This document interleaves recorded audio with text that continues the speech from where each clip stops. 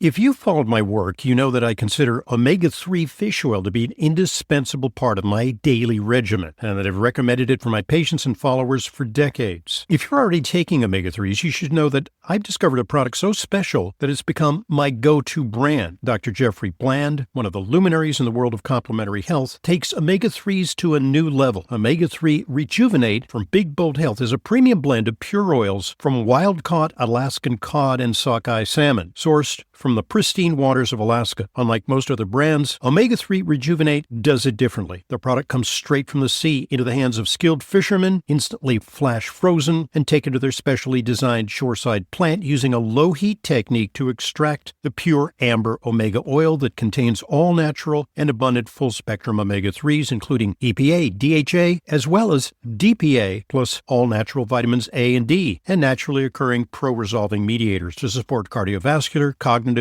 and immune health. Their unique process preserves the natural goodness of the fish, so you get maximum benefits in every soft gel. No fillers, no shortcuts, just pure, potent wellness. Visit bigboldhealth.com/Hoffman and experience the difference. That's bigboldhealth.com/Hoffman for Omega-3 Rejuvenate. Use coupon code Hoffman for 20% off site-wide.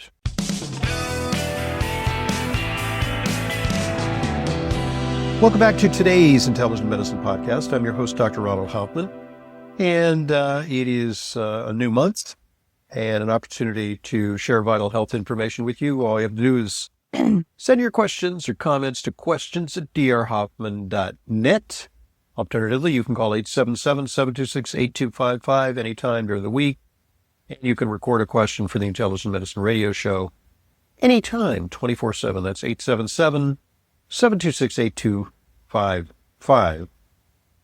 So, what have we in our email box? Dennis writes us, "Hi, Dr. Hoffman and Leyla. This week on Dr. Gio Espinosa's podcast, he interviewed a Dr. Joel Kahn, a cardiologist, who mentioned an Israeli company that had released a continuous blood pressure monitor.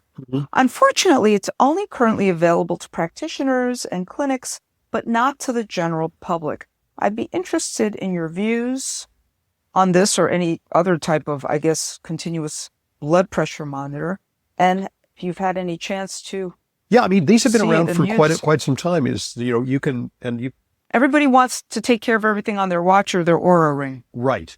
And I don't think that that's a particularly good way to determine blood pressure. I don't think it's been the vetted. Continuous way? However, I actually did hear, and it may be the same outfit, where there will be some innovations that enable the wrist devices to use a new technology that will be more accurate for blood pressure. Wow. So, I heard about this independently from Dr. Espinosa's podcast. And by the way, Dr. Espinosa has been a guest on Intelligent Medicine. He's a great naturopathic urologist looking at natural therapies for men's urological problems and prostate cancer. So, yeah, I mean, I think there's potential there. I'm from Missouri, the Show Me State. Do you know that? I thought you were from California. I'm actually from California, but figuratively, I'm from Missouri. It's the Show Me State. Oh, okay. And, made famous by President Harry Truman, who... True me, show me, and then true me. True me, who also said the buck stops here. Yes. He's sort of like the Yogi Berra of American presidents. Oh, my goodness. I have some skepticism. I will tell you this, is that they're trying to do this with the Apple Watch, and there was some highly anticipated projections that the next Apple Watch, it's always like a surprise, like what new iterations, which new killer apps, new innovations is the Apple Watch going to provide? And there was some buzz about a glucose monitor, a non-invasive glucose monitor. And they were using some kind of skin thing with like certain type of wavelength of light that penetrates the surface of the skin.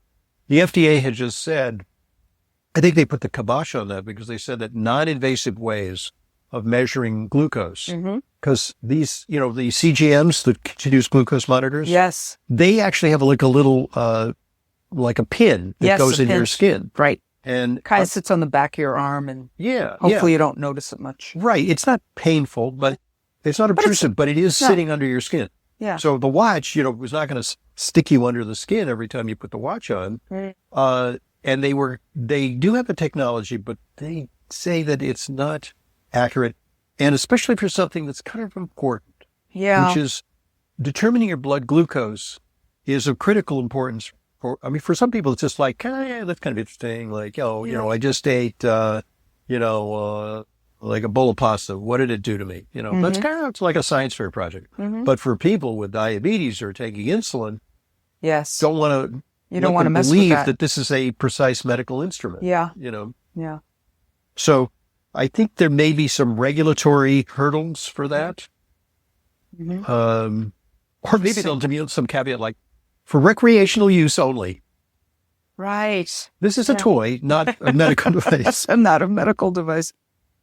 Just coming back to the continuous glucose monitor for a minute, I've only seen maybe 4 or 5 instances to date of where the patient did, and I'm talking about private patients of mine, where they did the continuous glucose monitor, and we also did an A1C, and they were quite different, which was very concerning. Yeah.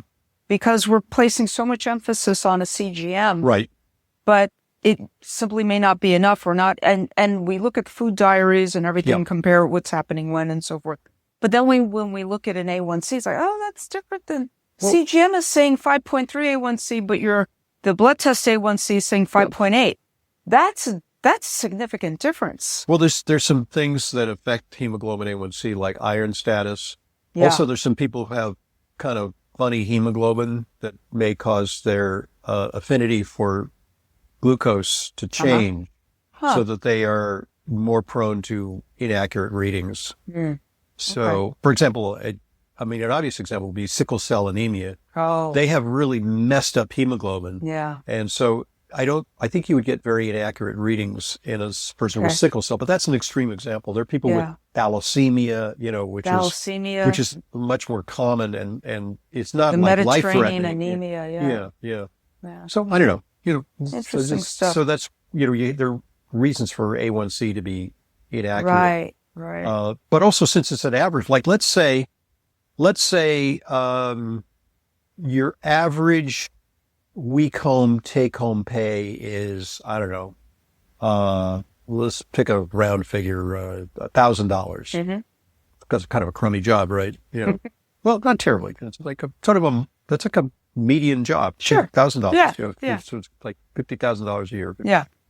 But but you're in a kind of work where some weeks, you don't get paid because you're like in sales and you didn't sell anything. Yeah. So your paycheck for that week is $200.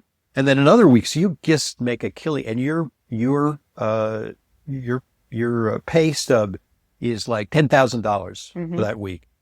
But you will see, but your average over the year is $1,000. Right. And that's a little bit with the hemoglobin A1C. So if you have wide fluctuations, it doesn't tell the whole story. Right. It just you may just camouflage it because of wide disparities. Yeah. And, just the median or the average. Yeah. Okay. So it's interesting, like, even with the continuous glucose monitor, like they'll probably do with the blood pressure monitor, is they'll continue to work on the technology to make it more precise as we go and more reliable. But coming back to the blood pressure. So why would you want a continuous blood pressure monitor? Why would you want? For those people who may have spikes? Or... Sure, exactly. Or have an aneurysm that's being monitored, maybe? Watched? Having it done in the doctor's office is a very atypical situation because a lot of people are very anxious in the doctor's office. They have white coat syndrome. Or people who come to see us, they're like half dead by the time they get to see us. We had some people coming to see us this morning. They were an hour late because they came from New Jersey, like 25 miles away. It took them 3 hours to get here because it was rainy and it was traffic jams and accidents. And so I said, I'm not checking your blood pressure right away. Yeah. Good call. Just relax. We'll have a nice, calm conversation. Take some breaths. Yeah. And then the other thing is that different circumstances during the day affect blood pressure. It's like, true. is it when you're waking up, or is it when you're relaxed, or when you're, after exercise? After you've eaten. Yeah. When while you're watching the evening news. You can discern certain patterns that maybe sometimes when you're attending to a task that you don't particularly like. It might be interesting, too, to see if someone has very high blood pressure at night because of sleep apnea, which drives blood pressure up. So, we could get a false negative on somebody who's normal when we measure it, or a false positive when it's a very small fraction of the times. Yeah. However, I don't discount high blood pressure in the doctor's office. I don't say, you're just high because you're here. It's like, this can't be the most stressful experience in life that you have, Yeah. But if they just sprinted here from crosstown and sat down with, and they're still huffing and puffing, blood pressure is like an accelerator. It's going to be elevated, right? So, okay. Good point at which to pause and allow one of our sponsors an opportunity to share an important message with you. So here goes. Listen up.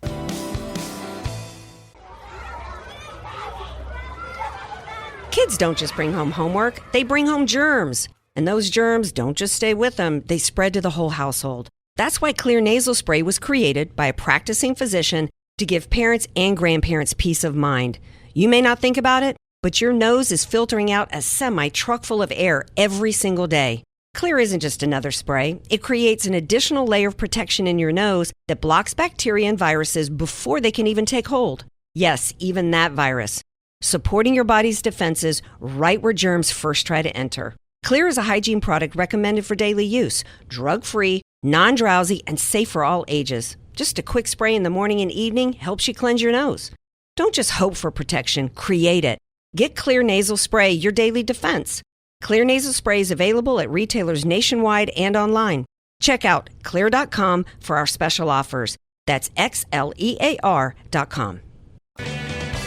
Thanks for listening. Thanks for supporting our sponsors. They, of course, are what make intelligent medicine a continuing free resource for you. And Leyla, we have some good sponsors, new sponsors lined up for 2024. Oh, great. And I'll leave you in a state of suspense, but I think we're going to introduce some good products.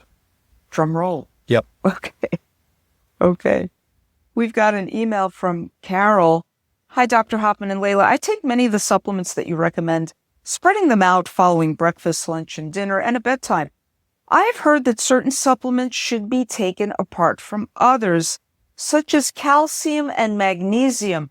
That's a real old one. Yeah. Calcium and magnesium. There's some, just to explain that, there's a little bit of competition for absorption. Yeah. However, there are a lot of CalMag pills. Yeah. And I think that the interference is kind of minimal. So that you might get maybe 5-10% of interference, but you're still going to get most of the benefits. Absolutely. I don't think it's really, and that's actually been scientifically studied. Mm-hmm. Can you confirm if this is true? Give some examples of how these should be spaced out, or what's the best time of day to take specific supplements? Thanks for all the great information that you both continue to provide us. Wellness junkies. Carol, great. Thanks for being a wellness junkie. I mean, the first thing I would caution people is to become too OCD about these things. Yeah.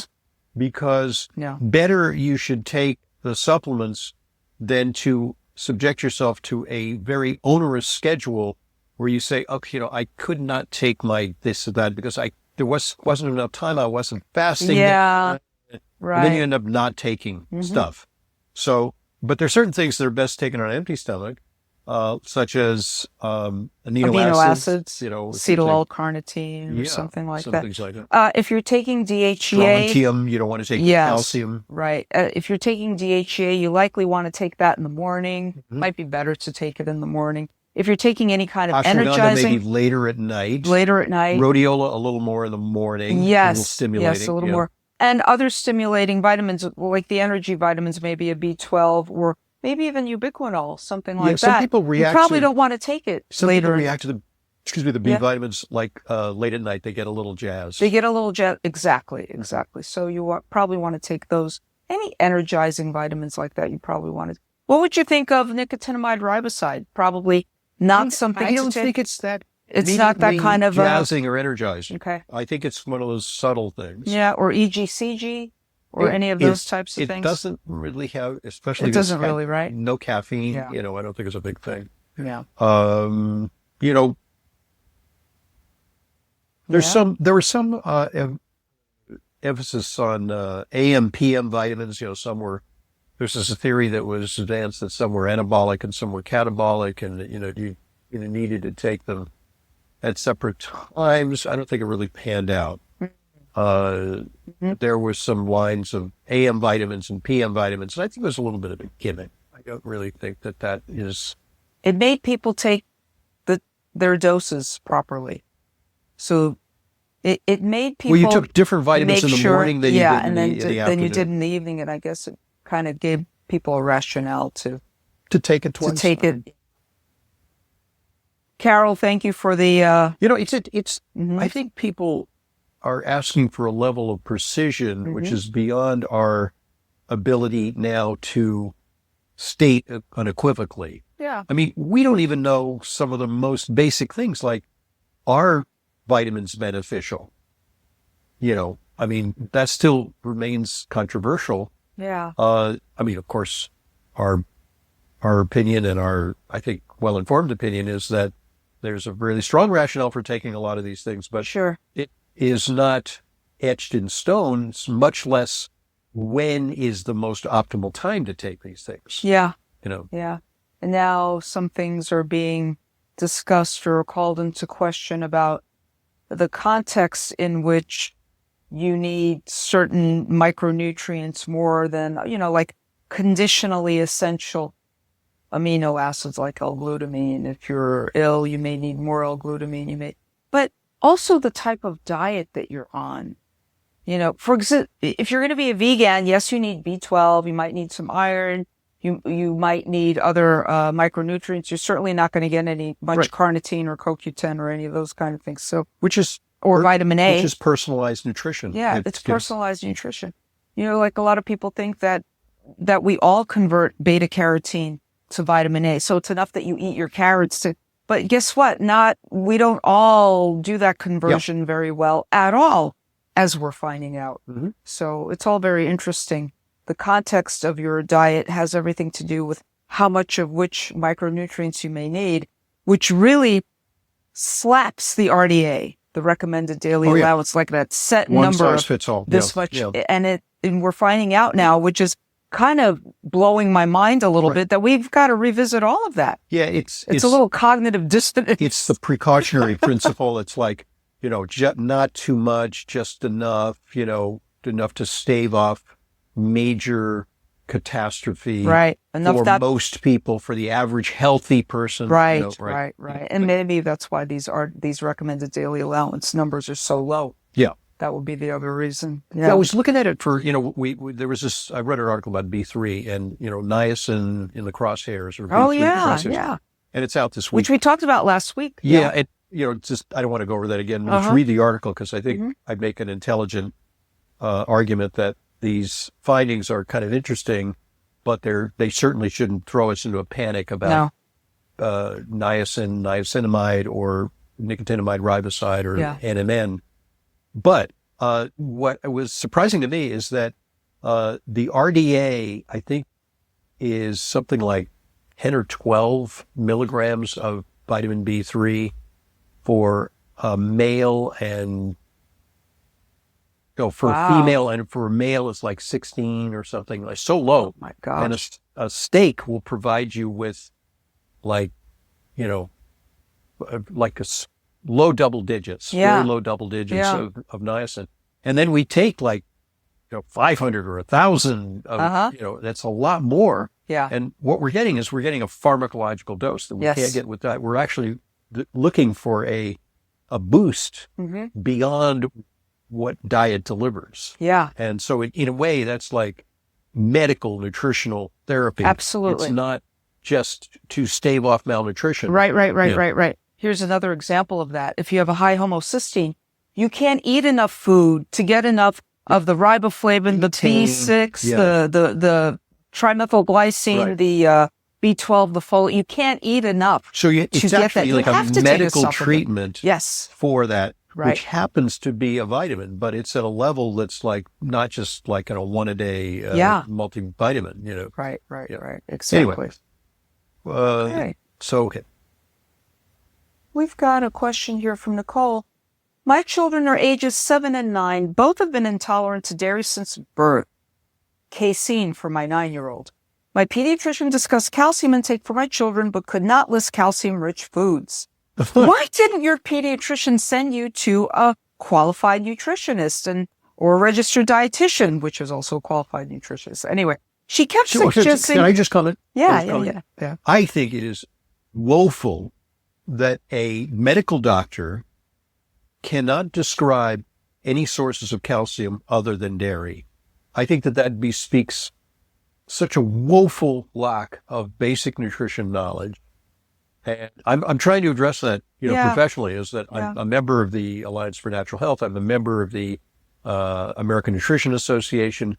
I want to work with my medical school, Albert Einstein, which just got $1 billion, but that's for tuition. I want to work with them to develop a program in nutrition that goes beyond just the superficialities. Yeah. So that, doctors who want to get a little more information about this stuff can get it and will be exposed to it.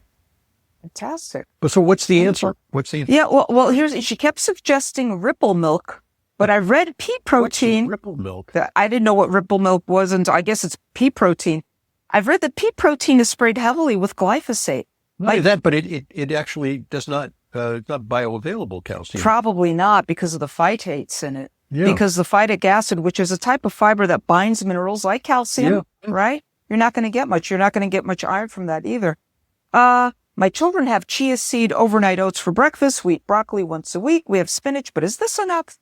My children do eat a variety of fruits and Spinach has vegetables. some calcium. Yeah. What Should are I some be non-dairy? Okay. yeah. So let us look. Yeah. Is it possible for humans to survive without dairy? Absolutely. And so we have examples of that, right? Yeah. So many parts of the world, there ain't no dairy. Right. Traditionally in China, now China has like ice cream and they have like milk. They're doing everywhere. more milk stuff. Yeah. That's why you now have like Yao Ming, who's like 7'5", like a Chinese basketball player. He's drinking but his milk. ordinarily, Chinese people are shorter stature, generally, with some exceptions. But what happens when you're on a lower calcium diet is you may be of a little shorter stature, but it doesn't matter much. Yeah. But you can get calcium from other sources. Yeah. Broccoli, almonds, greens, like kale, collards, things like that. If you're making any soups or stews from scratch, the calcium is leaching into the broth from the carcass that you're making your broth from. You can enhance that by adding like a teaspoon or a tablespoon of vinegar, like a white vinegar, maybe an apple cider vinegar. It enhances that too. You're making like broth from your chicken bones and things like that. Yes. And then, of course, there's sardines, which people mostly don't bones. like. But salmon offers a fair amount of calcium, right? That's true too. There's calcium there as well. So you're getting some. And no, we don't need dairy for, In fact, there was a study done that more people who drank milk had more osteoporosis, but that might have had to do with the lactose, the sugar, taking in more sugar in their diet than anything. It might be something. And dairy is not the best source of calcium anyway, because of the phosphorus. And talk about competing nutrients, competing minerals right there. And the phosphorus will often win in said milk. Yeah. Concerned, frustrated parents searching for a pediatrician that knows something about nutrition. Nicole, what the pediatrician should have done, because they are not qualified nutritionists, is refer you. And you would have gotten all the information that you need for your kids. And there's another part. How basic is that in your education as a registered dietitian? Pretty basic. Pretty basic. Calcium rich food. That's like, here's a handout. And then number 2, says Nicole, the shock of the appointment was the suggestion of the HPV vaccine for my 9-year-old son. Her statement blew me away. Quote, boys should get the HPV vaccine to prevent our future grandchildren. End quote. What are your thoughts? Well, okay. HPV is now associated with cervical cancer, and that seems like a problem just for girls, but boys also can carry it and transmit it. And rarely they can get, much less commonly than cervical cancer, they can get penile cancer, but there's probably like 100 to 1 cervical cancers for penile cancer. There's also the argument that HPV may be associated with oropharyngeal cancer, and oral sex transmits it. Yeah. And so I can see the impetus to give a vaccine against that. On the other hand, it's one of those vaccines that does have side effects. Yes. And, it's a tough call. Yeah. Because if I had kids of that age, I'd also be in a kind of a quandary. I mean, some people are kind of freaked out by the suggestion that a 9-year-old should get something that's going to prevent a sexually transmitted disease. What do you mean my 9-year-old is going to be sexually active? It's like, no, it's more. They might in a few years. How's that? Yeah, it's like they might in a few years. They're in the office now. You're in the office now. You don't want to wait until, guess what I did? Yeah. Right. Yeah. I mean, I've actually participated in a documentary which is very heartrending because it actually depicted some women and girls who had very serious side effects from the HPV vaccine. Yes. There was a documentary done on that. And it was also found, and I think it was a doctor, was it Sweden or Denmark, where the other association with the side effects was POTS? Oh, yeah. They were seeing particularly which is like in a the girls. I remember this syndrome, documentary. postural orthostatic tachycardia syndrome, which is a very, it's like a form of like stand up and feel weak. CFS, chronic fatigue syndrome, or it happens with any vaccine. It happens with the flu shot. It happens with it happens actually with the COVID shot, and it can happen with this. So, yeah. I mean, the only other, the best alternative is celibacy or monogamy. Stay 6 feet apart. Just continue that. Yeah. I think we have time for one more short question or comment. Actually, we have a comment here from Ed. I watched the interview with Arthur Kaplan, and you were up against a very biased medical doctor. Oh, I did that a really long time ago. That was a few years ago. Yeah. That is driven by big pharma and very negative about alternative medicine. Yeah. So, wow. And I have a friend that had prostate cancer, and after taking chemo, he was told he had 3 months to live. Well, he found another product that he took called mangosteen juice. Wow. And he went back to the doctor and found his cancer was gone. Well, I wouldn't recommend mangosteen juice for cancer, but I got to say, I was invited several years ago to do a discussion with Art Kaplan, who I know. Arthur Kaplan he's an ethicist at NYU, where I trained. And, I've listened to him. He used to be pretty much a media guy, and he'd be the go-to guy when we're talking about medical ethics. And, I knew that he was not a big advocate of alternative medicine. But what I didn't realize is that I kind of got ambushed in that situation. He invited one of the top quackbusters, who I think his name is Dr. Novick.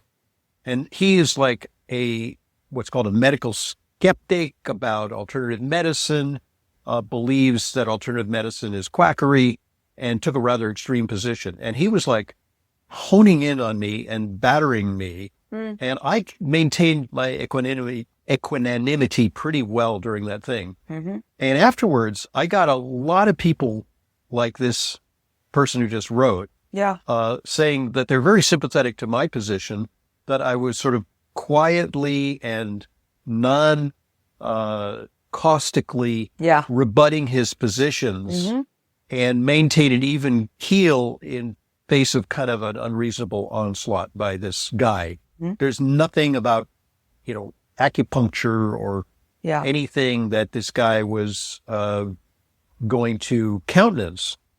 And I think at the end of it, a lot of people were sympathetic to my position there. And I think he thought he was like going to have a slam dunk with me.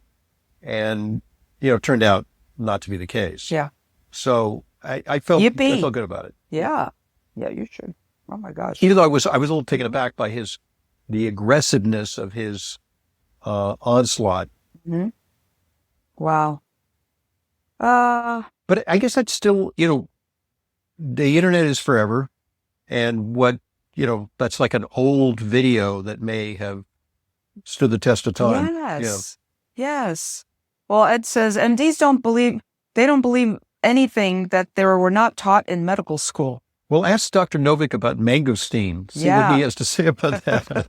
Mangosteen for cancer. Oh my goodness. And I think I had some mango the other day. I had it in Costa Rica. It was very good. And I actually put some into a smoothie that was very good. There you go. Mango's great. Yeah. Tropical fruits are nice and sweet. A little sweet. Gotta be careful with blood sugar. Yeah. But I felt later that I just cycled like 19 miles, so I felt good about it. Yeah. Okay, so that's all the time we have for today. Yeah. Thank you for listening. And remember, there's lots of additional resources you can find at drhoffman.com. Also, find supplements at drhoffmanstore.com. I don't think we stock mangosteen there, but, other more, shall we say, well-vetted and reliable nostrums are there. Right. And remember to send your questions to questions@drhoffman.net. Questions and comments. We appreciate them. Thanks for joining us. We'll be back next week with more of Q&A with Leyla. Thanks, Leyla. Thanks, Dr. Hoffman. I'm Dr. Ronald Hoffman, and this is the Intelligent Medicine Podcast. I want to thank you for listening to the Intelligent Medicine Podcast. Follow us on Apple Podcasts, Spotify, Amazon Music, or your favorite podcast app, and get new episodes automatically downloaded every weekday. And please give us a rating and review. It truly helps new people discover intelligent medicine. The Intelligent Medicine Podcast is for general informational purposes only and does not constitute the practice of medicine, nursing, or other professional healthcare services, including the giving of medical advice, and no doctor-patient relationship is formed. The use of information on this podcast or materials linked from this podcast is at the user's own risk. The content of this podcast is not intended to be a substitute for professional medical advice, diagnosis, or treatment. Users should not disregard or delay in obtaining medical advice for any medical condition they may have and should seek the assistance of their healthcare professionals for any such conditions. Finally, please visit drhoffman.com and discover everything intelligent medicine has to offer, including frequently updated, unbiased health news and fully vetted product and supplement recommendations. This is Leyla Muden, registered dietitian nutritionist. I maintain a private practice and see patients regularly. If you require a nutrition consult with me but live out of town, there's no need to travel to New York City. I have telephone and telehealth consultations with clients from all over the country. Please visit drhoffman.com for more information. And to set up an appointment, call 212-779-1744. That's 212-779-1744. I look forward to being a collaborator in your healthcare.